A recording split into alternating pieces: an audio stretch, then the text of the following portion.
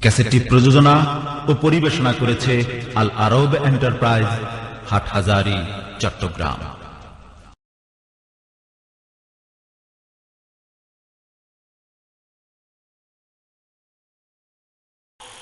আমার আল্লাহ পাক রব্বুল আলামিন বলেন, নবী আপনাকে রহমত হিসাবে প্রেরণ করেছি। চন্দ্রের জন্য তিনি রহমত, সূর্যের জন্য রহমত, নদ নদীর জন্য রহমত, গাছপালার জন্য রহমত, তারকারাজির জন্য রহমত, বাগবাগিচার জন্য রহমত। আমার মুসলমান ভাইয়েরা, পশু পাখির জন্য তিনি রহমত। জোরে বলেন সুবহানাল্লাহ। ওয়া মা আরসালনাকা ইল্লা রাহমাতাল লিল আলামিন। এতিমের জন্য রহমত, গরিবের জন্য রহমত, তারপরে নামাজির জন্য রহমত, বেনামাজির জন্য রহমত। তার কারণ হলো আমার আল্লাহ পাক রব্বুল আলামিন মুহাম্মদ রাসূলুল্লাহর উসিলা এই জমিনের মধ্যে রিজিকের দস্তরখান আম করে দিয়েছেন। কেমন আম করে দিয়েছেন? নামাজ পড়লেও খাইতে পারে, ঈমান রাখলেও খাইতে পারে, বেঈমান হলেও খাইতে পারে। নামাজ পড়লেও খাওয়া যায়, নামাজ না পড়লেও খাওয়া যায়। খানার কথা, অর্থাৎ নামাজ পড়লেও খানা হাজির, না পড়লেও খানা হাজির। কাফের কো আল্লাহ পাক খানা দিচ্ছেন, বেঈমানকেও খানা দিচ্ছেন, আল্লাহ বিদ্বেষীকে খানা দিচ্ছেন, সুদখোরকেও খানা দিতেছেন, মদখোরকেও খানা দিচ্ছেন, যারা আল্লাহকে গালি দেয় তাদেরকেও খানা দিচ্ছেন। হুমায়ুন কবিরেরও খানা চলতেছে, কবি শামসুর রহমানেরও খানা চলতেছে। নাফরমান নাস্তিক সবগুলার খানা আল্লাহ পাক রব্বুল আলামিন দিচ্ছেন। তার মানে এরা যে বেয়াদবিগিরি করেছে, সেই বেয়াদবির শাস্তিগুলি আল্লাহ পাক রব্বুল আলামিন দুনিয়াতে না দিয়া আখিরাতে দিবেন। তার কারণ দুনিয়ার শাস্তিগুলি মুহাম্মদ রাসূলুল্লাহর রহমতের উসিলা আল্লাহ পাক রব্বুল আলামিন মাফ করে দিয়েছেন। এই জন্য আল্লাহ পাক বলেন, ওয়া মা আরসালনাকা ইল্লা রাহমাতাল লিল আলামিন। তার দৃষ্টান্ত হলো আমার ভাইয়েরা, বিশ্বনবী যে পৃথিবীর জন্য, মানুষের জন্য রহমত হিসাবে এসেছেন। তাইফের জমিনে কি অবস্থা হয়েছে? তাইফের জমিনে বিশ্বনবী মুহাম্মদ রাসূলুল্লাহ সাল্লাল্লাহু আলাইহি ওয়াসাল্লাম হযরতে যায়েদ রাদিয়াল্লাহু তাআলা আনহুকে নিয়ে দাওয়াতের জন্য সেখানে পৌঁছে গেলেন। সবাইকে যখন কালেমার দাওয়াত দিল, কাফের বেঈমানেরা, মূর্তি পূজারীরা তাদের ছেলে, হাজার হাজার ছেলের মধ্যে সমস্ত ছেলেগুলাকে ডাকিয়া তাদের মধ্যে এরকম থলিয়ার মধ্যে অসংখ্য পাথর দিয়া দিল। যতক্ষণ পর্যন্ত পাথরগুলি তোমাদের কাছ থেকে শেষ না হবে, ততক্ষণ পর্যন্ত মুহাম্মদের গায়ের উপরে পাথর মারবা। যতক্ষণ পর্যন্ত না মরবে, ততক্ষণ পর্যন্ত পাথর মারবা। তার কারণ হলো, তোমাদের বাপদাদার ধর্মের বিরুদ্ধে মুহাম্মদ স্লোগান দিচ্ছে। তোমাদের বাপদাদার ধর্মের পূজাগুলি বন্ধ করে দেওয়ার জন্য সে এখানে কালেমার দাওয়াত দিতে এসেছে।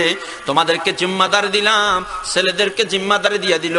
ছেলেরা অসংখ্য পাথর নিয়ে এবার মুহাম্মদ রাসূল সাল্লাল্লাহু আলাইহি সাল্লামের পিছনে লাগিয়া গেল।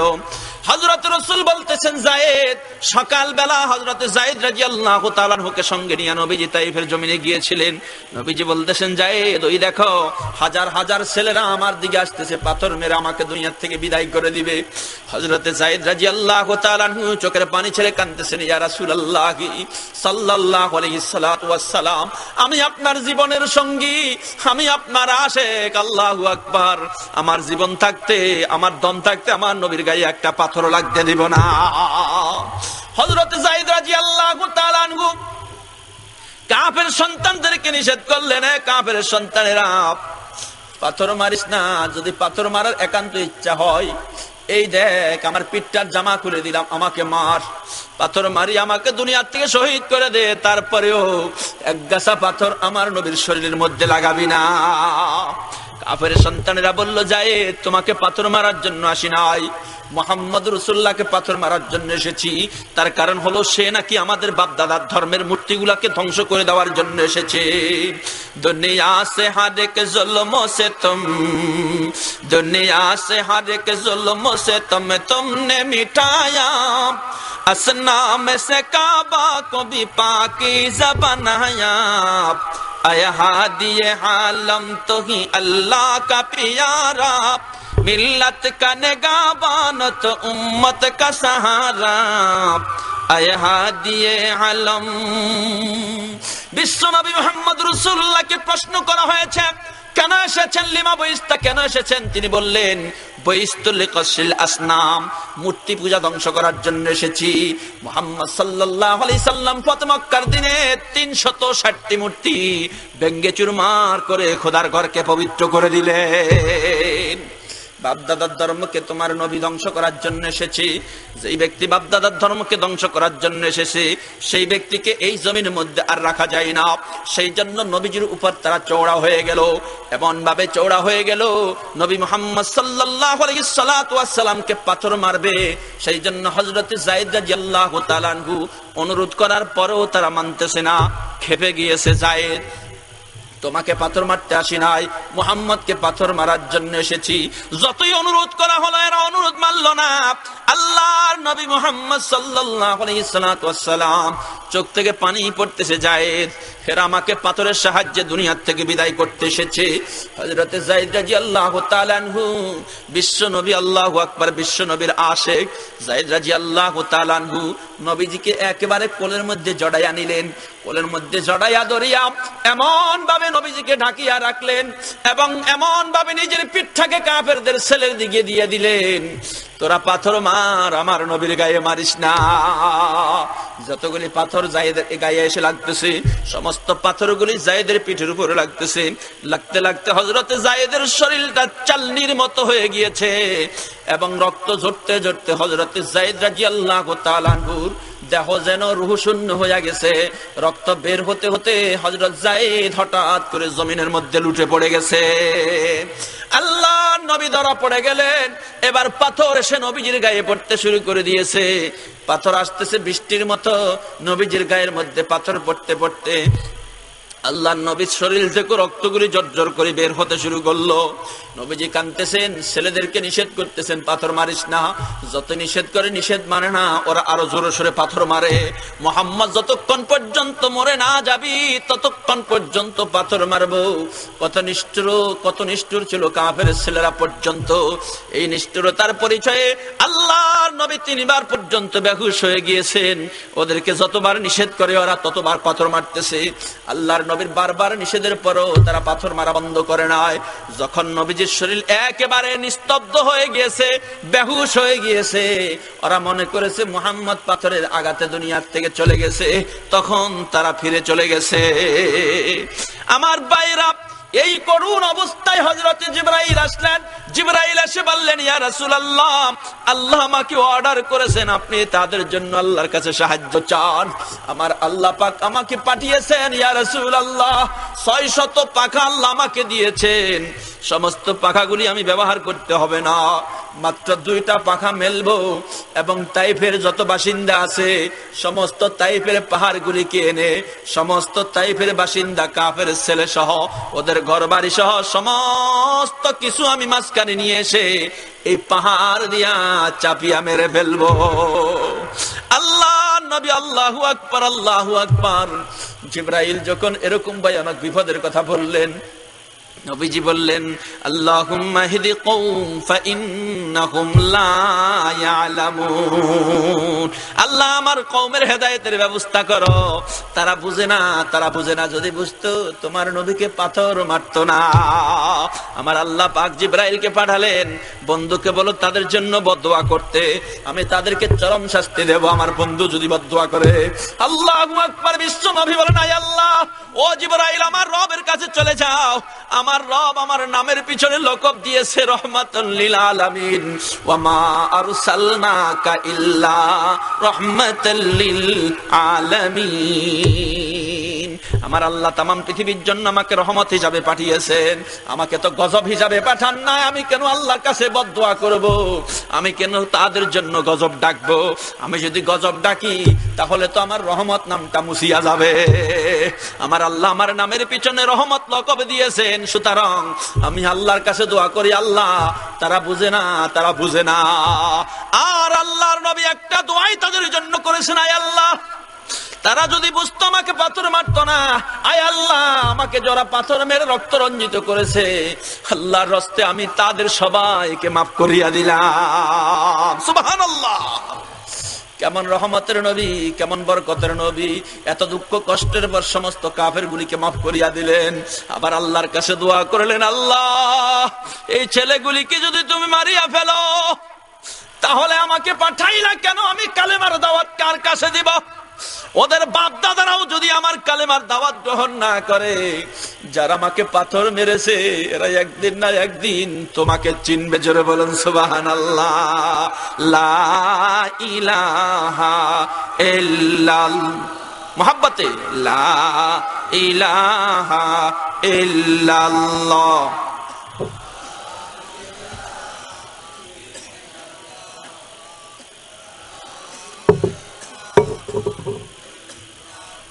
লা ইলাহা ইল্লাল্লাহ, লা ইলাহা ইল্লাল্লাহ।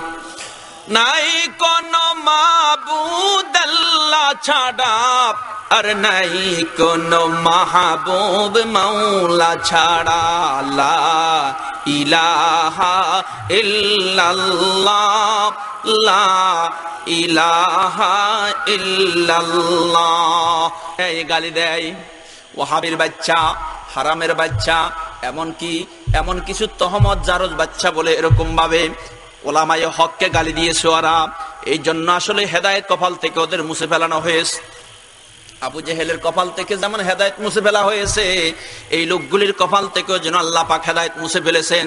তার কারণ হলো এরা গালি দেয়, ওরা আবার নবীর আশিকে রাসূল দাবি করে।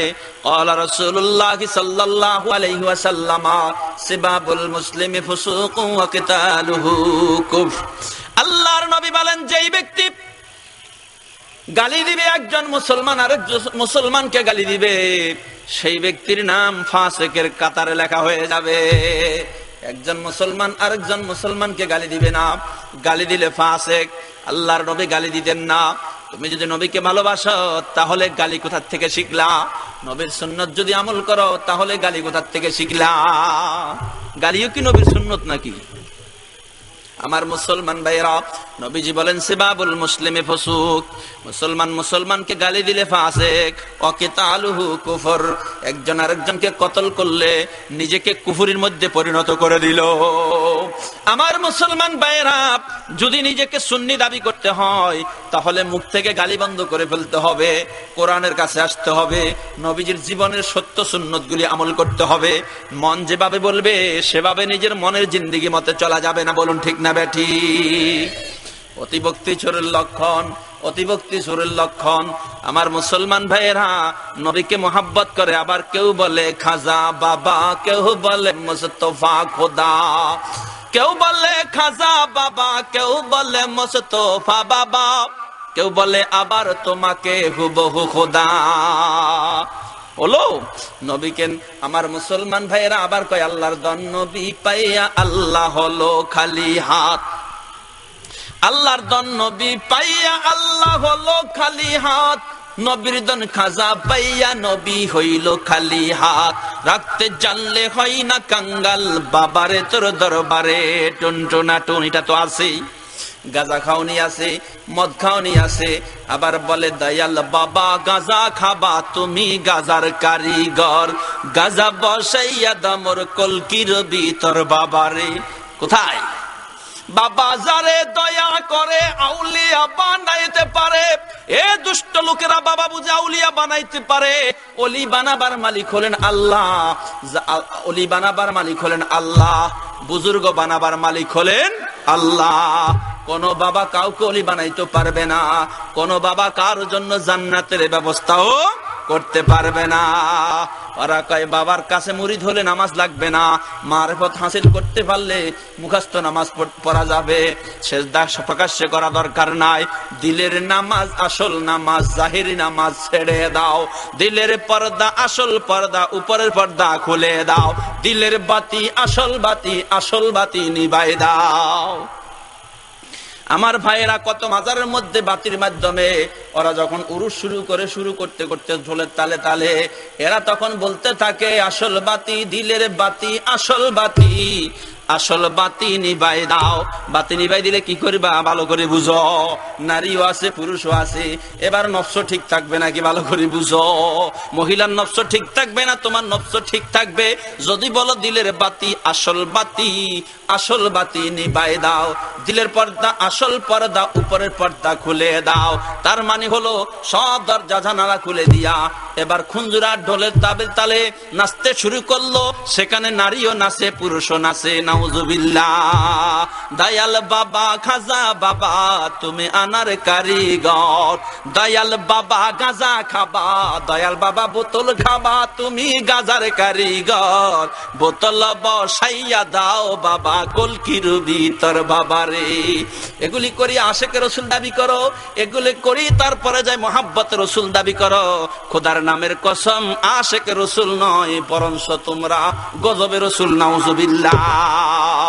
রসুল সাল্লাল্লাহু আলাইহি সাল্লামের সুন্নতের জন্য, আদর্শের জন্য তোমরা গজব হয়ে আসছো। তোমরা তো রসুলের সুন্নত জিন্না করার জন্য আসো নাই। তার মানে রসুলের মোহাব্বতের নামে পৃথিবীর মানুষকে তোমরা যা দেখাচ্ছ, হিন্দুদের পূজার মতো তোমরা পূজা করো, হিন্দুদের পূজার মতো তোমরা কবরকে সেজদা করো। হিন্দুরা শিবলিঙ্গ পূজা করে, ওরাও শিবলিঙ্গ পূজা করে। হিন্দুরা শিবলিঙ্গ পূজা করে, ওরাও শিবলিঙ্গ পূজা করে। বলবেন কেমন করে?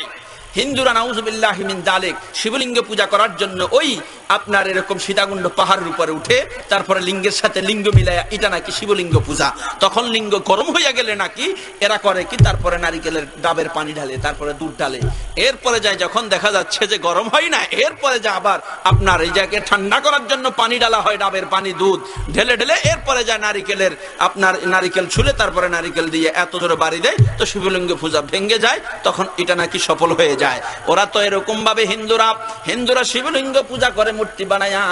আর ওরা খাজা বাবা যখন ল্যাংটা হইয়া যায়, নাউজুবিল্লাহ, মহিলা পুরুষ এসে তাদের লিঙ্গের মধ্যে চুমা দেয়। নাউজুবিল্লাহ। আবার কয় দয়াল বাবা খাজা বাবা তুমি গাজার কারিগর, গাজা বসাইয়া দমর কলকির ভিতর। আমার মুসলমান ভাইরা, এই দুরবস্থা অতিভক্তি চোরের লক্ষণ। কেমন চোরের লক্ষণ? এক স্ত্রী আর স্বামী মোহাব্বতের নমুনা এত বেশি দেখাইতেছিল, মোহাব্বত করতে করতে স্ত্রী আর স্বামী বলল, আমাদের নজিরবিহীন মোহাব্বত আমাদের ভিতরে আছে, তো এই নজিরবিহীন মোহাব্বত একটা ভাষা আমাদের মধ্যে থাকা দরকার। তুমি একটা নাম ধরে আমাকে ডাকবে আর আমি তোমাকে একটা নাম ধরে ডাকবো। তখন উভয় পরামর্শ করলো কি নাম ধরে ডাকা যায়, যেহেতু আমাদের মধ্যে মোহাব্বত অনেক বেশি। তো মোহাব্বতের ভাষা তারা খুঁজতে খুঁজতে খুঁজতে খুঁজতে এক পর্যায়ে দুজন বসে ভাষা খুঁজতেছিল যে ছোটবেলা আদর করে আমাদের আম্মার আব্বা আমাদেরকে আম্মু আর আব্বু বলে ডাকতো, এটাই হলো প্রিয় ভাষা, এটাই হলো মোহাব্বতের ভাষা। এই মোহাব্বতের ভাষা যেহেতু ছোটকালে আব্বা আম্মার কাছে প্রিয় ছিল, সুতরাং আমি আর তুমি একে অপরকে এত ভালোবাসি, এত মোহাব্বত করি, ছোটকালের মোহাব্বতের ভাষাটা আমরা যদি এই জায়গার মধ্যে লাগাইয়া দেই, আজকের থেকে স্বামীকে বললো, স্বামী তুমি আমাকে আম্মু ডাকবে আর আমি তোমাকে আব্বু ডাকবো। হলো অতিভক্তি চোরের লক্ষণ। স্বামীকে বাপ ডাকবে, স্বামী তাকে মা ডাকবে। কি হলো অবস্থাটা বুঝতে পারছেন? আহা, আশিকের রাসূল কেউ বলে খাজা বাবা, কেউ বলে মুস্তাফা নবী, আবার কেউ বলে তোমাকে হুবহু খোদা। বাবাকে কখনো নবী বানাইলো, আবার কখনো নবীকে খোদা বানাইলো। বাবাকে কখনো নবী বানাইলো, আবার কখনো বাবাকে খোদা বানাইলো। নাউজুবিল্লাহ। এটাই আল্লাহ, এটাই নবী, এটাই খাজা, এটাই নবী, এটাই হলো আল্লাহু। নাউজুবিল্লাহ। এটাই হলো বাবা জান, এটাই হলো নবী জান, এটাই হলো আল্লাহু। বাবা আল্লাহু, আল্লাহু, আল্লাহু। কি অবস্থাটা কি? আহ, খিচুড়ির ডাক রানতে রানতে কি হলো অবস্থা? গরু আনলো, অনেক গরু, মহিষ আনলো। রাত 12টা 1টা বেজে গেছে। গরুর গোস্তর ঘেরানে কুত্তা পাগল হয়ে গেছে। গোস্তর ঘেরানে কুকুর পাগল হইয়া দৌড়াদৌড়ি করতেছে। কিরে রাত 12টা 1টা বেজে গেছে, এখনো গোস্ত দেয় না, খালি ঘেরান শুনতেছি। আরে গোস্ত না দুকে, একটু হাড্ডি হইলো তো দিবে। গরুর গোস্ত যদিও খায় না, কিন্তু হাড্ডির পাগল। কথা বুঝেন ভাই? তো হাড্ডি তালাশ করতে করতে এক পর্যায়ে কুত্তা যখন এরকম ড্যাগের কাছাকাছি চলে গেছে, খাদেম ক্ষুব্ধ হইয়া তারপরে যেটা দিয়া লারে সেটা নিয়ে দিশে দৌড়ান। এক দৌড়ানে কুত্তা কি করছে, উপায়ান্তর না দেখিয়া, পথ না দেখিয়া কুত্তা লাফ দিয়া পড়েছে বিশাল ড্যাগের ভিতরে। ড্যাগের ভিতরে পড়ে খিচুড়ির ভিতরে গোসল করতে শুরু করে দিয়েছে। শেষ পর্যন্ত যাই হোক, এরা দেখলো যে মানুষ তো দেখা ফেলাইছে, তো দেখা ফেলাইছে যখন এই কুত্তা ডুবা জিনিসগুলা তো মানুষ আর খাইতে পারবে না। অবস্থাটা কি? এবার ঢোল তবলা হারমোনি নিয়া গাজা খরগোল চতুর্দিকে এবার পূজা শুরু করে দিয়েছে। কি পূজা?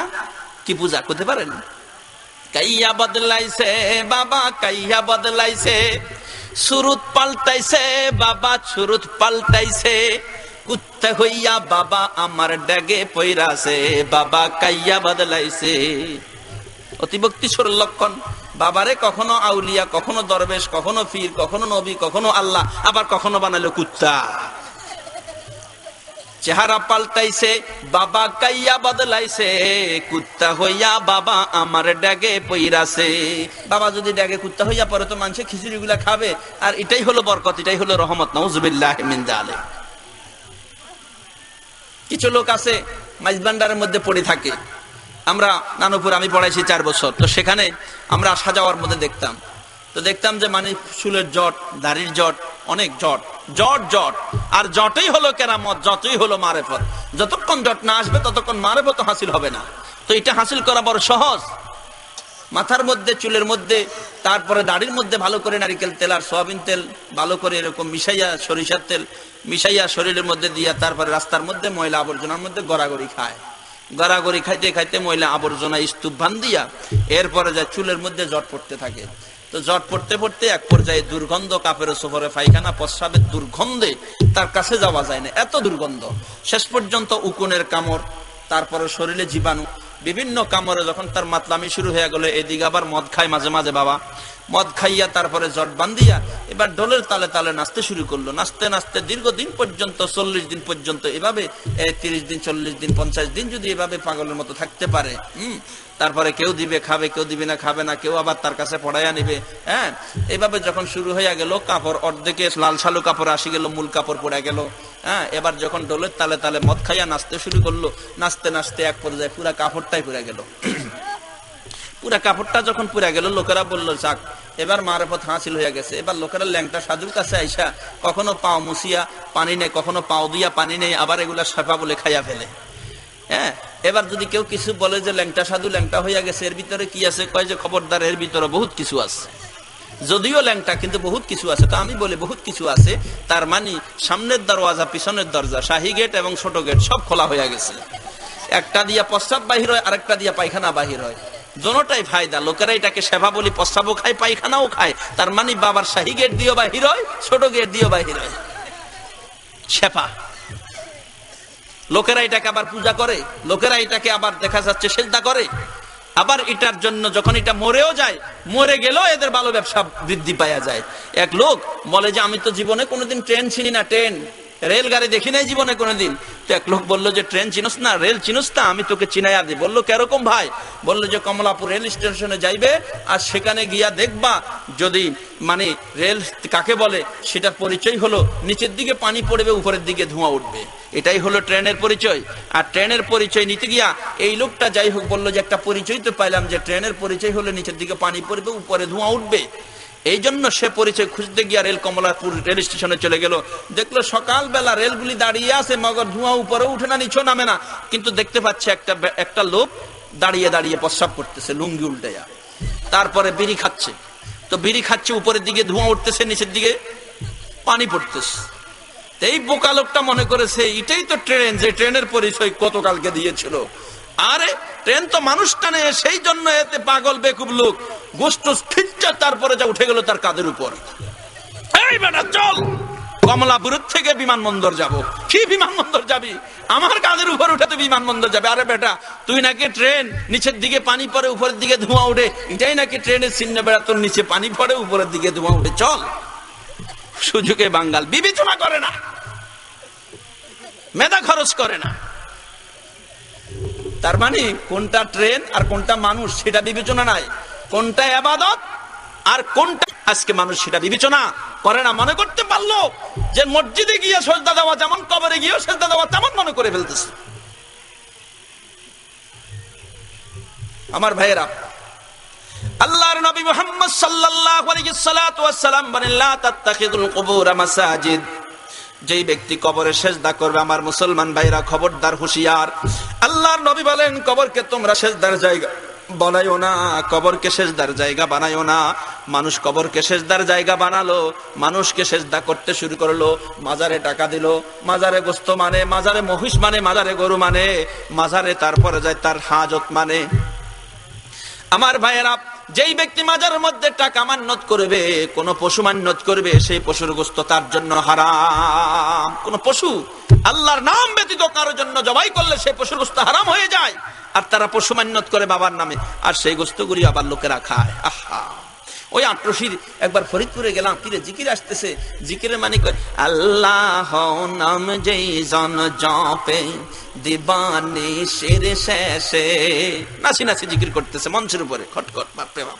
তারপরে যাই কও খাজা বাবা শোনো তুমি পশু পাখি করে জিকির দয়াল বাবার নামেতে, হো হো হো চিৎকার মারতেছে বাবার নামে। কি ওই গাছের তরুলতা পাখিরা বাবার নামে জিকির করে, নাউজুবিল্লাহ। যদি কথাটা বলতো আল্লাহর নামে করে জিকির গাছপালা তরুলতা, তাহলে তো কথা ঠিক আছিল, ঠিক না বেঠি? এবং আল্লাহর নামে করে জিকির, এটা তো কোরআন শরীফের মধ্যেই আছে, সাব্বাহালিল্লাহি মা ফিস সামাওয়াতি ওয়া মা ফিল আরদ। আসমান আর জমিনের মধ্যভাগে যা কিছু আছে, যত সৃষ্টি আছে, আল্লাহ পাকের জিকির করে, আল্লাহ পাকের তাসবিহ পড়ে। এবার আল্লাহর কথাটা তারা বাবার নামে লাগাইয়া দিয়েছে, নাউজুবিল্লাহ। কার নামে লাগাইয়া দিয়েছে? বাবার নামে। আপনাদের মনে হয় কষ্ট হয়? আমার মুসলমান ভাইয়েরা, এত শিরকি করার পরও এরা বেঁচে আছে, এত নাফরমানি করার পরও এরা বেঁচে আছে। আমার আল্লাহ পাক রব্বুল আলামিন বলেন, মুহাম্মদ রাসূলুল্লাহর রহমতের উসিলা আমি আল্লাহ পাক তাদেরকে বাঁচাইয়া রাখলাম। আমার ভাইয়েরা, আল্লাহর ইবাদত করলেও খাওয়া যায়, আল্লাহকে গালি দিলেও খাওয়া যায়। আমার আল্লাহ পাক বলেন হাসরের ময়দানে বিচার, দুনিয়াতে নবী মুহাম্মদ রাসূলুল্লাহর রহমতের উসিলা সব মানিয়া নেওয়া হয়। আল্লাহকে গালি দিয়েও দস্তরখানার মধ্যে বসিয়া যায়, আল্লাহকে মন্দ বলেও তো আল্লাহর নিয়ামত ভক্ষণ করে। জোরে বলুন ঠিক না বেঠিক? আমার আল্লাহ পাক বলেন ফালিয়ানজুরিল ইনসান ইলা তুআমিহি আন্না সাবাবনাল মাআ সাব্বা। মানুষের উচিত খাদ্যের দিকে নজর করা, প্লেটের মধ্যে খাদ্যগুলি কোথা থেকে আসলো। আন্না সাবাবনাল মাআ সাব্বা, আল্লাহ পাক আশ্চর্য উপায়ে কেমন করে আসমান থেকে পানি বর্ষণ করলো, একটু তো তোরা চিন্তা করলি না? ভূমণ্ডলের পানি যদি শুকায়া যায়, পানি তো পাওয়া যাবে না। শুকায়া যদি যায় সেটা ভূমণ্ডলের পানি, তোটনির দ্বারা সেটা সে পানি কে দিবে আনি। নবীজির রহমতের উসিলা জমিনের মধ্যে পানির উর্বরতা, তারপরে জমিনের উর্বরতা। আল্লাহু আকবার। আমার মুসলমান ভাইয়েরা, খাদ্য আছে, সুন্দর সুন্দর রকমারি আইটেমের খাদ্য আছে। নবীজির বরকতের উসিলা, রহমতের উসিলা আল্লাহ পাক রব্বুল আলামিন এই জমিনের মধ্যে আল্লাহ পাক রব্বুল আলামিন রিজিকের দস্তরখানটা আম করে দিয়েছে। আল্লাহকে গালি দিলেও খেতে পারে, মন্দ বললেও খেতে পারে, নামাজ পড়লেও খেতে পারে। সেই জন্য বলতেছিলাম মুহাম্মদ সাল্লাল্লাহু আলাইহি সাল্লাম কাফেরের জন্য রহমত, মুসলমানের জন্য রহমত, জঙ্গলি উটের জন্য রহমত, জঙ্গলের পশু পাখির জন্য রহমত। সুবহানাল্লাহ। একজন সাহাবী জঙ্গল থেকে একটা পাখির বাচ্চা ধরে নিয়ে এসেছে, আর পাখির বাচ্চার মা শুধু মাথার উপর দিয়া চু মারতেছে। কেউ মকসুদটা বুঝতে পারলো না, তার চাদরের তলে এই পাখিটাকে বাচ্চাটাকে গুজায়া নিয়েছে। সাহাবীরা বুঝতে পারে নাই, কিন্তু বিশ্বনবীর দরবারে মুহাম্মদ সাল্লাল্লাহু আলাইহি সাল্লামের দরবারে পাখি জবান খুলে বলতেছে, হুজুর আমার আদরের বাচ্চাটা বাসার ভিতর থেকে আপনার সাহাবী বের করে নিয়ে এসেছে, সেই জন্য কলিজার বেদনায় আমি আমার বাচ্চাটাকে নিতে এসেছি। হুজুর বলেন, সাহাবী রে, যেখান থেকে যে বাসার থেকে বাচ্চাটা আনলা সেই বাসার মধ্যে রেখে আসো, যাতে করে তার মার কলিজায় সান্ত্বনা পায়। সুবহানাল্লাহ। আমার ভাইয়েরা, এক ইহুদি জঙ্গলার ভিতরে হরিণ শিকার করার জন্য চলে গিয়েছে। আল্লাহু আকবার। রহমতের নবীর কেমন আদর্শ, কেমন বরকত দিয়ে আল্লাহ পাক জমিনের মধ্যে প্রেরণ করেছে। এতিমের জন্য রহমত, গরিবের জন্য রহমত, কাফের বেঈমানের জন্য রহমত, আবার জঙ্গলার পশুর জন্য তিনি রহমত। কতক্ষণ বয়ান করবো, কেউ কিছু বলেও না, কিয়া করতাম। আবার মুসলমান ভাইরা, বিশ্ব নবী মুহাম্মদ সাল্লাল্লাহু আলাইহি সাল্লাম কেমন আদর্শের নবী, কেমন চরিত্রের নবী।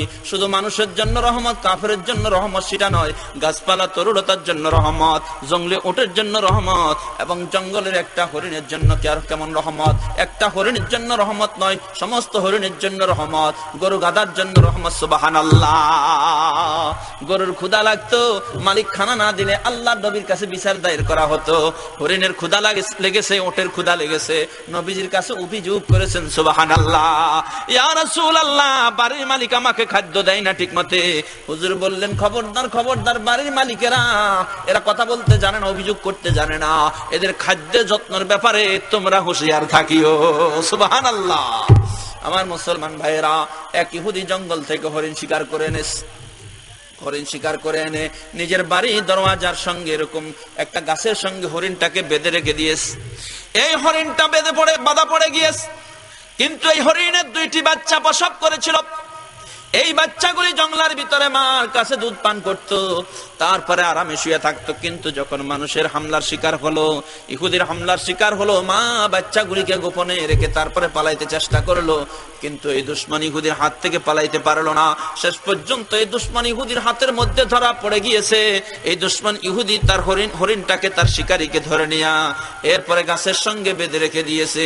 গাছের সঙ্গে বাঁধিয়া ঘরের ভিতরে আছে, ঠিক মতে খানা দেয় না। তাদের একটা এরকম ভাবে রসুম আছে, জঙ্গলি হরিণ শিকার করলে পরে তারা বান্ধিয়া রাখবে এবং দীর্ঘদিন উপবাস থাকবে, ঠিক মতে খানা দেওয়া হবে না। পেটের খাদ্যগুলি, জঙ্গলের খাদ্যগুলি বের হইয়া যাবে, উপবাস থাকবে, তারপরে এটাকে জবাই করা হবে। সেই জন্য ইহুদি ঘরের সামনে এরকম ভাবে দরওয়াজার সামনে খুঁটির সঙ্গে হরিণটাকে বেঁধে রেখেছে। কিন্তু আজকে 3 দিন পর্যন্ত হরিণটাকে বেঁধে রেখেছে, কোনো খানা ঠিক মতে খানাও দেয় না, আবার জবাইও করে না, আবার ছেড়েও দেয় না। আমার নবী, আপনার নবী রহমাতুল লিল আলামিন, আল্লাহু আকবার, ইসলামের দাওয়াত দেওয়ার জন্য, কালেমার দাওয়াত দেওয়ার জন্য সেখান দিয়া বের হইয়া ওই দরজা দিয়ে হাঁটতে শুরু করলেন, রাস্তা দিয়ে হাঁটতে শুরু করলেন। নবী আলাইহিস সালাতু ওয়াস সালাম যাচ্ছেন, এই অবস্থায় জঙ্গলি হরিণ চোখের পানি ছেড়ে দিয়া কাঁদতে শুরু করেছেন। নবীজিকে দেখার সঙ্গে সঙ্গে বলতে শুরু করলেন, আসসালাতু আসসালামু আলাইকা ইয়া রাসূলুল্লাহ। আল্লাহু আকবার। জঙ্গলি হরিণের জবান খুলে গেল, আমার নবীকে সালাম পৌঁছালো। সঙ্গে সঙ্গে হরিণের চোখের থেকে পানি পড়তেছে টপ টপ করে। হরিণে সালাম দিলা, চোখ থেকে পানি কেন পড়তেছে? আল্লাহু আকবার। হরিণ শুধু চোখ থেকে পানি ছাড়ে না, আল্লাহু আকবার। নবীজিকে সালাম দিয়েছেন। এবার নবীজি অভিযোগ করলেন, জিজ্ঞাসা করলেন, তোমার অভিযোগ কি? তোমার মনের মধ্যে এত পেরেশানি কেন? চোখ থেকে পানি পড়তেছে কেন? সঙ্গে সঙ্গে হরিণ বলল, ইয়া রাসূলুল্লাহি সাল্লাল্লাহু আলাইহি সাল্লাতু ওয়াস সালাম, অন্তর মধ্যে বড় যন্ত্রণা, সেই জন্য এই যন্ত্রণা সহ্য করতে না পেরে আমার চোখ থেকে জর্জর করে পানি পড়তেছে। ইয়া রাসূলুল্লাহি, রহমতের নবী ছাড়া এই যন্ত্রণা লাঘব করার মানুষ পৃথিবীতে নাই। সুবহানাল্লাহ। ও নবী মে রহমত লকব পানে वाला, मुरादे गरीबों का बरलाने वाला। रहमतेर नबी विश्व नबी मुहम्मद সাল্লাল্লাহু আলাইহি সাল্লাতু ওয়াস সালাম কে হরিণ অভিযোগ করলো, ইয়া রাসূলুল্লাহ সাল্লাল্লাহু আলাইহি সাল্লাতু ওয়াস সালাম, এই মনের পেরেশানি অভিযোগ মুহাম্মদ সাল্লাল্লাহু আলাইহি সাল্লাম রহমতের নবীর কাছে ছাড়া আর কারো কাছে সান্তনার বাণী পাওয়া যাবে না। সেই জন্য আল্লাহর নবী আপনি আমার পাশ দিয়া যাচ্ছেন, আমি বড় খুশি হইয়া গেলাম। ইয়া রাসূলুল্লাহ, আমার মনে বড় যন্ত্রণা, মনে বড় পেরেশানি। হুজুর বললেন, হরিণ রে, তোমার আবার পেরেশানি কি? তুমি জঙ্গলার ভিতরে থাকবে, খাওয়া দাওয়া করবে, এই তো তোমার আর দুনিয়াটাই শেষ। এই দুনিয়া থেকে চলে যাবে, তোমার জন্য আর কোনো কষ্টের জায়গা নাই। হরিণ, তোমার মনে তো সান্ত্বনা থাকার কথা। ইয়া রাসূলুল্লাহ, দুনিয়ার সামান্য জিন্দেগির পেরেশানি পর্যন্ত সহ্য করতে পারি না। হুজুর বললেন, কেন সহ্য করতে পারো না? ইয়া রাসূলুল্লাহ সাল্লাল্লাহু আলাইহি সাল্লাতু ওয়াস সালাম, আজ থেকে 3 দিন পূর্বে এই বাড়ির মালিক জালিম ইহুদি আমাকে ধরে নিয়ে এসেছে। জালিম ইহুদির হাতে ধরা পড়ে গিয়েছি। আজকে 3 দিন পর্যন্ত গলার মধ্যে রশি লাগায়া খুঁটির সঙ্গে আমাকে বেঁধে রেখেছে। হুজুর, আমি এমন একটা হরিণী, মাদি হরিণী, আমি প্রসব করেছি আজ থেকে 2 মাস 2.5 মাস পূর্বে। আমার 2টা দুধের বাচ্চা জঙ্গলার মধ্যে ফেলে রেখে এসেছি। ইয়া রাসূলুল্লাহ, আমার মন বলতেছে আমার বাচ্চাগুলি দুধের যন্ত্রণা ছটফট করতেছে, না হয় দুনিয়ার থেকে চলে গেছে। মা হারা বাচ্চাগুলি কেমন আছে আমার তো জানা নাই। ইয়া রাসূলুল্লাহ সাল্লাল্লাহু আলাইহি সাল্লাতু ওয়াস সালাম, আমার দুধের স্তনের মধ্যে এমন দুধ এসেছে, সেই দুধের যন্ত্রণা আমার বাটগুলি ফুলে গেছে, আমার কোমর ব্যথা হয়ে গিয়েছে। হুজুর, দুধের যন্ত্রণা কোমর ব্যথা হয়ে গিয়েছে, বরদাস্ত করতে পারি না, সহ্য করতে পারি না। ইয়া রাসূলুল্লাহ সাল্লাল্লাহু আলাইহি সাল্লাম, এমন এক জালিমের হাতে আমি ধরা পড়ে গেলাম, যে জালিম এখন পর্যন্ত আমাকে ছেড়ে দেয় না। ইয়া রাসূলুল্লাহ সাল্লাল্লাহু আলাইহি সাল্লাতু ওয়াস সালাম, এই জালিম আমাকে ছেড়েও দেয় না এবং আমাকে জবাইও করে না, আবার আমাকে বেঁধে রেখেছে, আমাকে কোনো খাদ্য পর্যন্ত দেয় না। ইয়া রাসূলুল্লাহ, পেটের ক্ষুধার যন্ত্রণা সহ্য করতে পারি না, আমার পেটটা ক্ষুধার যন্ত্রণা পিঠের সঙ্গে লেগে গেছে। একদিকে ক্ষুধার যন্ত্রণা, আরেকদিকে দুধের কারণে স্তনের যন্ত্রণা, আরেকদিকে কলিজার মধ্যে সাংঘাতিক পেরেশানি। আমার কলিজা ছাই হয়ে গিয়েছে, আমার বাচ্চাগুলির কি অবস্থা, সেই জন্য আমি আর এই পেরেশানি সামলাইতে পারি না। ইয়া রাসূলুল্লাহ, 3 দিন পর্যন্ত আমার বাচ্চাগুলি কেমন আছে, কি অবস্থায় আছে, দুধের বাচ্চা কেমন আছে, কি অবস্থায় আছে, হুজুর মেহেরবানি করিয়া যদি এই রশিটা একটু ছাড়িয়া দিতেন, আল্লাহর নামের কসম আমি জঙ্গলায় গিয়ে আমার বাচ্চাগুলিকে ডাক দিতাম, আমার বাচ্চাগুলি আমার আওয়াজ পাইয়া আমার কাছে চলে আসতো, আমার বাচ্চাগুলিকে জীবনের শেষবারের মতো এক নজর দেখিয়া বিদায় দিয়ে আসতাম। সুবহানাল্লাহ। ইয়া রাসূলুল্লাহ সাল্লাল্লাহু আলাইহি সাল্লাতু ওয়াস সালাম, হুজুর আল্লাহর নামের কসম আমি ওয়াদা দিলাম, আপনি আমার রশিটুকুন খুলে দিবেন আর একটু দাঁড়াবেন। আপনি থাকতে থাকতে আমি জঙ্গলের মধ্যে আমার বাচ্চাগুলাকে দেখিয়া দৌড়াইয়া তাড়াতাড়ি করে চলে আসবো। সুবহানাল্লাহ। আমার ভাইয়েরা, হরিণের অভিযোগ শোনার সঙ্গে সঙ্গে দয়ার নবী মায়ার সাগর, আল্লাহু আকবার, রহমতের সাগর আর তার কলিজার মধ্যে আল্লাহু আকবার মায়ার চোখ, আল্লাহর নবীর চোখ থেকে টপ টপ করে পানি পড়তে শুরু করলো। ইহুদির অনুমতির অপেক্ষা করলো না, হরিণের ওয়াদা নবীজি বিশ্বাস করলেন। আল্লাহু আকবার। বিশ্বাস করে নবীজি হরিণটাকে ছাড়িয়া দিয়া হরিণের গলার রশিটা নবীজি তার গলার মধ্যে লাগায় আনিলেন। সুবহানাল্লাহ। কেমন রহমতের নবী, আল্লাহু আকবার। ও দুনিয়ার মানুষ, একটু চিন্তা করো না কেমন রহমত আল্লাহ পাক রব্বুল আলামিন পৃথিবীতে প্রেরণ করেছেন। হরিণকে ছেড়ে দিয়া হরিণের গলার রশি নিজের গলার মধ্যে লাগায়া নিজে দাঁড়িয়ে আছেন হরিণ। আল্লাহু আকবার। দেখে মনে বড় পেরেশানি। ইয়া রাসূলুল্লাহ সাল্লাল্লাহু আলাইহি সাল্লাতু ওয়াস সালাম, আমি বেশি দেরি করব না, তাড়াতাড়ি বাচ্চাগুলিকে দেখে চলে আসব। নবীজি বললেন, যাও যাও, বাচ্চাগুলিকে দেখে আসবে এবং বাচ্চাগুলিকে তৃপ্তি সহকারে দুধ পান করাইয়া দিবে। সুবহানাল্লাহ। নবীজি সেখানে দাঁড়িয়ে আছেন। আল্লাহু আকবার। ইহুদি এখন পর্যন্ত আসে নাই। হরিণী দৌড়াইয়া চলিয়া গেল জঙ্গলার ভিতরে, আর জঙ্গলার ভিতরে যাইয়া বাচ্চাগুলিকে ডাক দেওয়ার সঙ্গে সঙ্গে কিছুক্ষণের মধ্যে খুঁজে বাচ্চাগুলিকে পাওয়া গেল। বাচ্চাগুলি মাকে 3 দিন পর পাইয়া এত আনন্দে উদ্দীলিত হইয়া গেল। বাচ্চাগুলি আনন্দে মাকে দেখিয়া দুধ পান করতে শুরু করলো। দুধ পান করতেছে আর হরিণীর চোখ থেকে পানি পড়তে শুরু করে দিয়েছে। ও আমার বাচ্চারা, ও আমার সন্তানেরা, তাড়াতাড়ি অল্প কিছু দুধ পান করিয়া আমাকে তাড়াতাড়ি করিয়া ছাড়িয়া দাও। বাচ্চাগুলি দুধ পান করতেছে কিন্তু মাকে ছাড়তে রাজি নয়।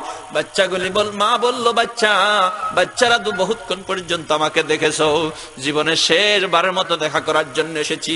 এমন এক জালিম ইহুদির হাতের মধ্যে ধরা পড়েছি, কিন্তু রহমাতুল লিল আলামিন যদি না আসতো, জীবনের শেষবারের মতো তোমাদেরকে দেখতে আসতে পারতাম না। ছেড়ে দাও, তোমাদের কাছে আর থাকতে পারবো না। মুহাম্মদ রাসূলুল্লাহ সাল্লাল্লাহু আলাইহি ওয়াস সালাম তোমাদেরকে এক নজরে দেখার জন্য আমার গলার রশিটা ছেড়ে দিয়ে আমার গলার রশিটা নিজের গলার মধ্যে লাগায়া নিয়েছেন। খোদার কসম, আল্লাহর নবী রহমাতুল লিল আলামিন যদি মনের মধ্যে কোনো কষ্ট পাওয়া যায়, তাহলে আল্লাহ পাক রব্বুল আলামিন আমার উপর বেজার হইয়া যাবে।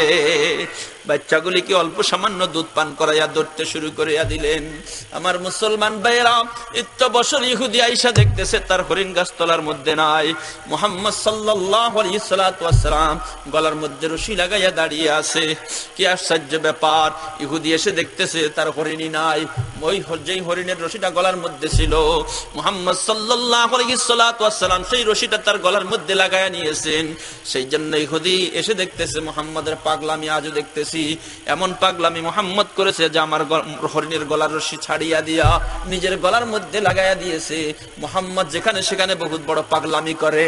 এবার সে ঈসা বলল, মুহাম্মদ কি হয়েছে, আমার হরিণটা কোথায়? নবীজি বলতেছো, আল্লাহর বান্দা, যে হরিণটাকে 3 দিন পর্যন্ত তুমি ধরে আনলা, ঠিক মতে খাদ্য দিলা না, খানা দিলা না, ক্ষুধার যন্ত্রণা পেটটা পিঠের সঙ্গে লাগা গেছে, যেই হরিণটাকে তুমি জবাই করো না, ছাড়িয়াও দাও না, আর তার 2টা আদরের বাচ্চা জঙ্গলার ভিতরে পড়ে আছে, যে বাচ্চাগুলিকে দুধ পান করাইতেও পারে না। বাচ্চাগুলির মহাব্বতে সে বড় পেরেশান হয়ে গেছে। তুমি খাদ্য খানা দিচ্ছ না, আমার কাছে অভিযোগ করেছে। লোকটি বলল, হ্যাঁ তোমার কাছে শুধু অভিযোগ করতে পারে। হরিণ কি আবার কথা বলতে পারে নাকি? তোমার সঙ্গে কি অভিযোগ করবে? তোমাকে আমার বিরুদ্ধে কি বলবে? এটা তো কিছু বুঝে না, কিছু জানে না, সুতরাং তোমার কাছে কেন অভিযোগ দিবে? তো আমার হরিণ কি করেছো? আমি এত কথা শুনতে চাই না, আমার হরিণটা আমাকে দিয়া দাও। নবীজি বললেন, অপেক্ষা করো। জঙ্গলার থেকে হরিণটা ফিরে বাচ্চাগুলিকে দেখিয়া শুনিয়া তারপরে দুধ পান করাইয়া আবার তোমার কাছে চলে আসবে। এই কথাই তখন ইহুদি রাগান্বিত হইয়া গেল। এটা তো পাগলের কথা, এটা তো মাথা খারাপের কথা। জঙ্গলি হরিণ ধরতে কত কষ্ট হইয়াছে, আবার সেই জঙ্গলি হরিণটা তুমি ছেড়ে দিয়েছো, আবার সে নাকি আবার জঙ্গল থেকে ফিরে আসবে। এটা তো পাগলের কথা ছাড়া কিছুই হতে পারে না। নবীজি বললেন, অপেক্ষা করো, চলে আসবে।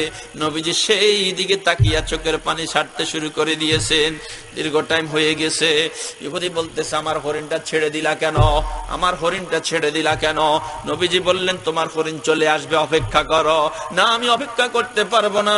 নবীজি বললেন, ও আল্লাহর বান্দা, হরিণ যদি না আসে, হরিণের মূল্য যাই নির্ধারণ করা হয়, সেটাই এর চাইতে আমি তোমাকে বেশি দিয়া দিব। যদি তাই না হয়, আমি এই তোমার হরিণের গলার জিঞ্জির, হরিণের গলার রশি আমার গলার মধ্যে রাইখা দিলাম। হরিণকে যেভাবে ব্যবহার করতে, আমাকেও সেইভাবে ব্যবহার করিও। সুবহানাল্লাহ। এরপরেও যদি তুমি বিশ্বাস না করো, যতদিন ইচ্ছা ততদিন গোলাম বানায়া রাখতে পারো, যা ইচ্ছা তাই ব্যবহার করতে পারো। এই গুসা ইহুদি সহ্য করতে পারে না। আমার ভাইরা, নবী বিদ্বেষী, নবীর দুশ্মন ইহুদি সহ্য করতে পারে নাই। আমার অনুমতি ছাড়া কেন ছাড়িয়া দিলা? সেই জন্য নিজের হাত শক্ত করে মজবুত করে ধরে নবীজির উপর আঘাত চালালো। নবীজির চেহারার উপরে এত জোরে আঘাত করলো, আঘাতের সঙ্গে সঙ্গে নবীজির চেহারার মধ্যে ইহুদির 5টা আঙ্গুলের দাগ বসে গেল। নবীজি তার হাত মালিশ করিয়া দিয়া বলল, ইহুদি, যদি শাস্তি দেওয়ারে থাকে, বাস্তবে অন্যায় কাজ আমি করেছি। আমি তোমার অনুমতি ছাড়া হরিণটা ছেড়ে দিয়েছি, কিন্তু এটাই হয়তো আমার বেয়াদবি হয়েছে, আমার অন্যায় হয়েছে।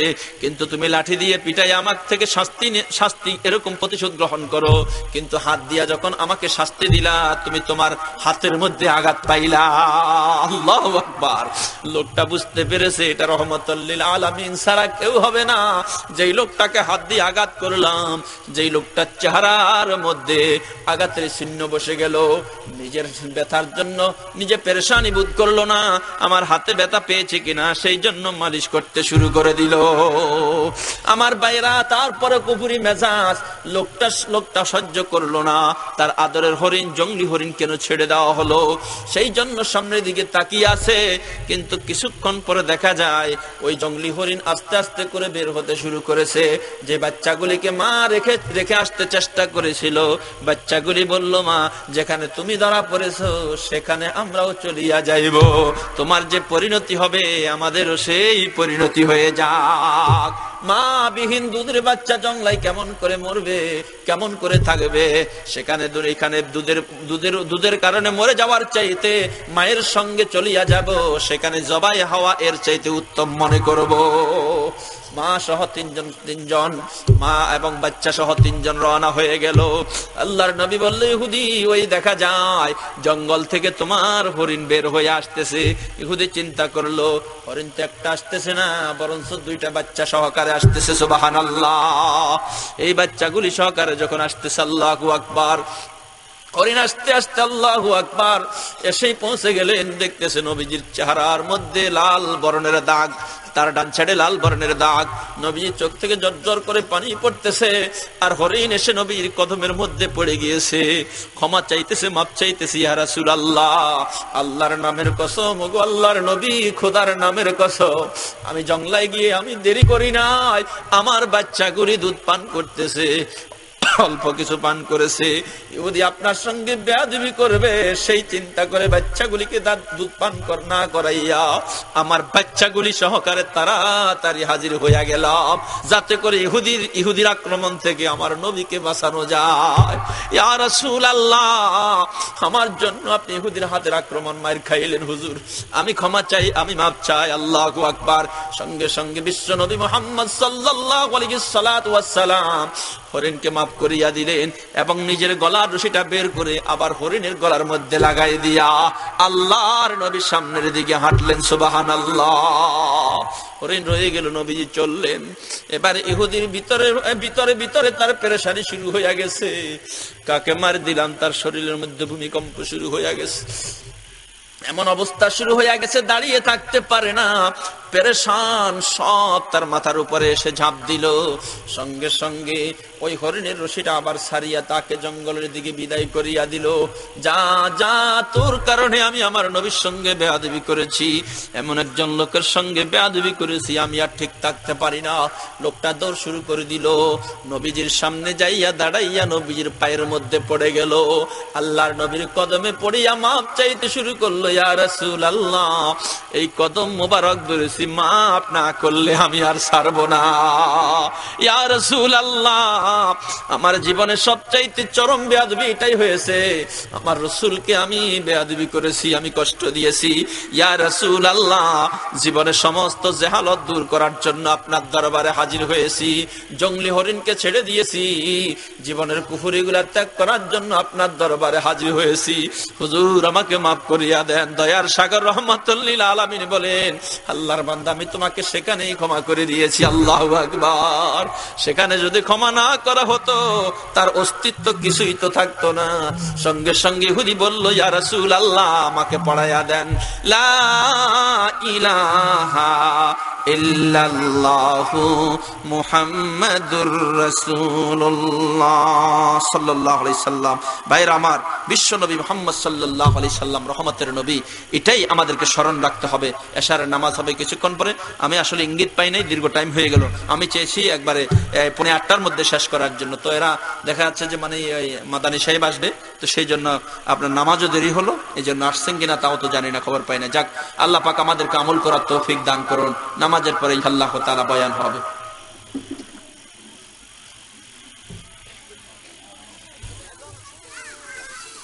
أعوذ بالله من الشيطان الرجيم.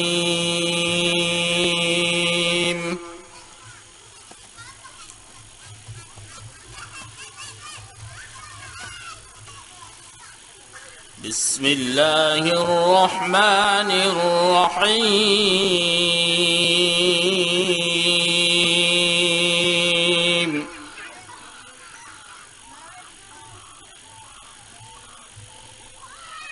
إذا وقعت الواقعة ليس لوقعتها كاذبة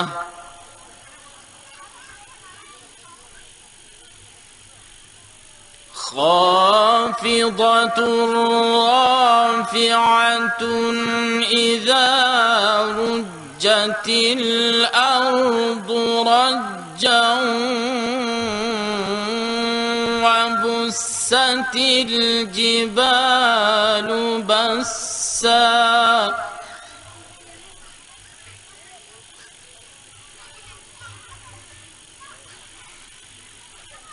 فكانت هباء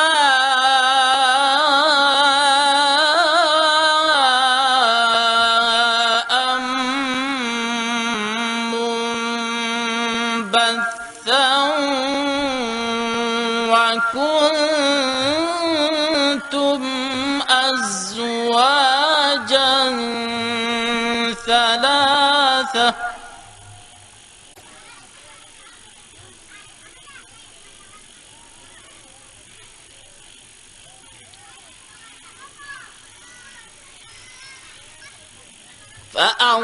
فأصحاب الميمنة ما أصحاب الميمنة وأصحاب المشأمة ما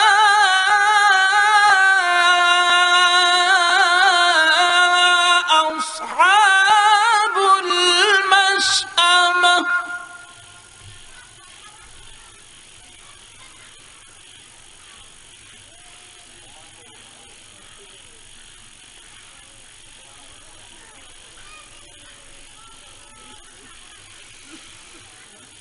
والسابقون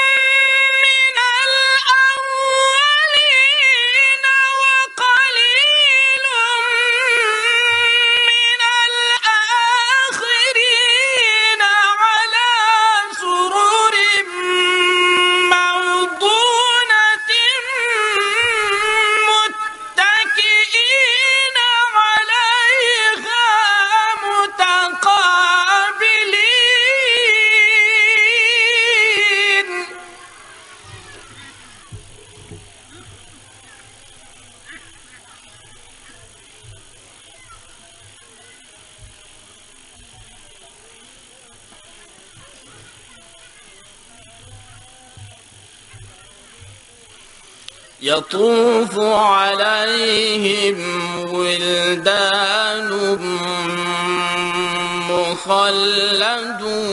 مخلدون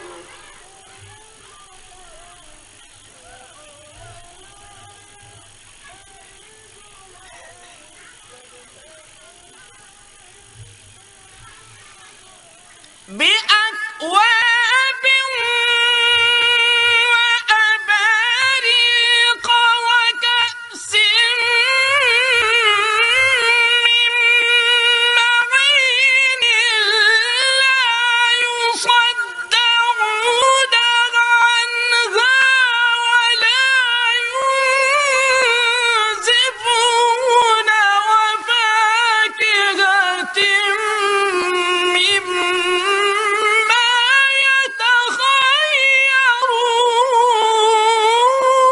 يتخيرون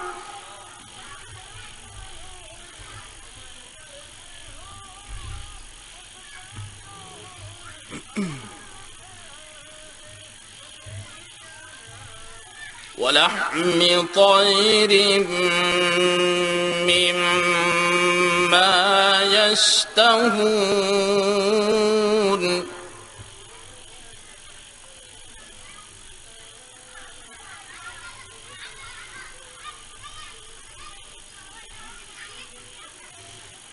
وحور عين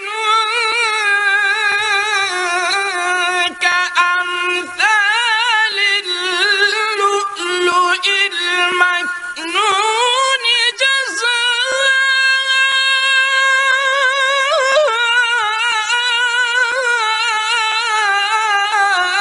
جزاء بما كانوا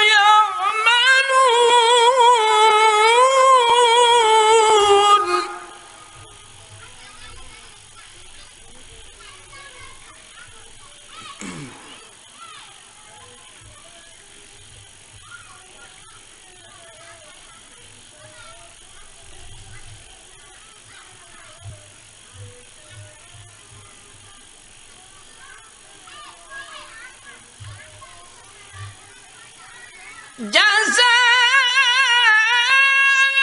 جزاء بما كانوا يعملون لا يسمعون فيها لغوا ولا تأثيما إلا قيلا سلاما سلاما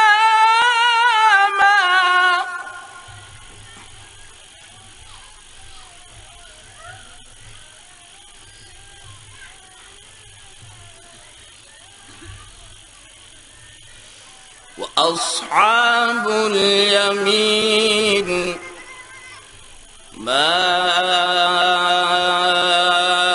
أصحاب اليمين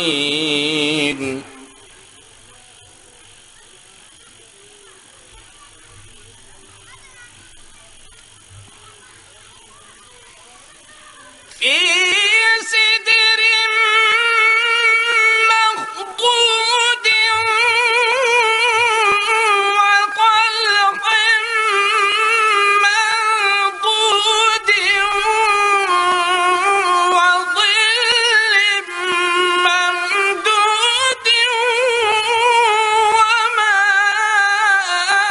وماء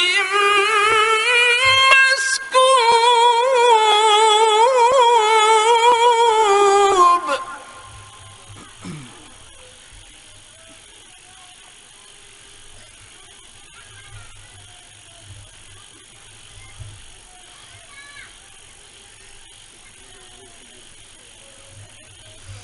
وفاكهة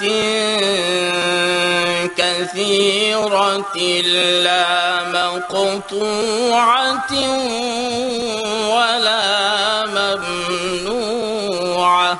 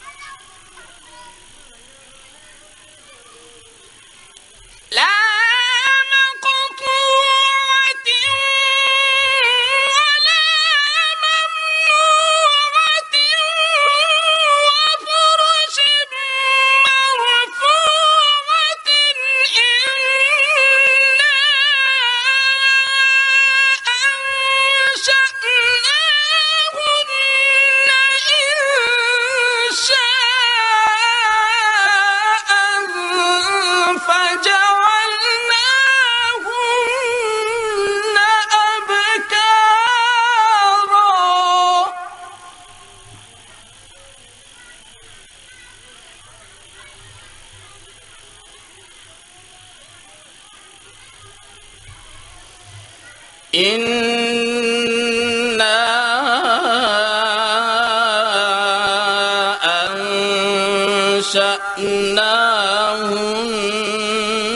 أنشأناهن إنشاء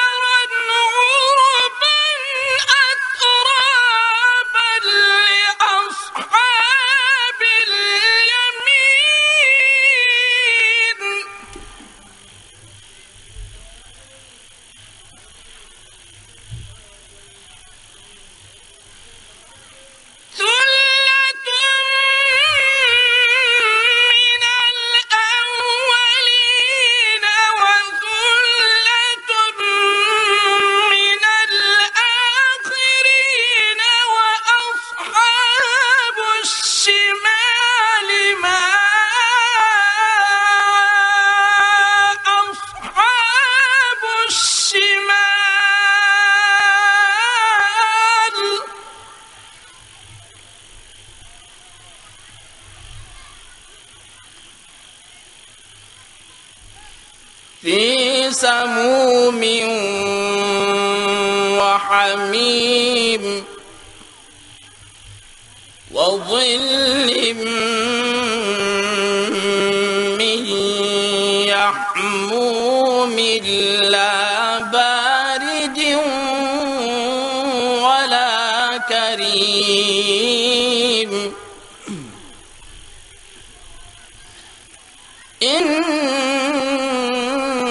إنهم كانوا قبل ذلك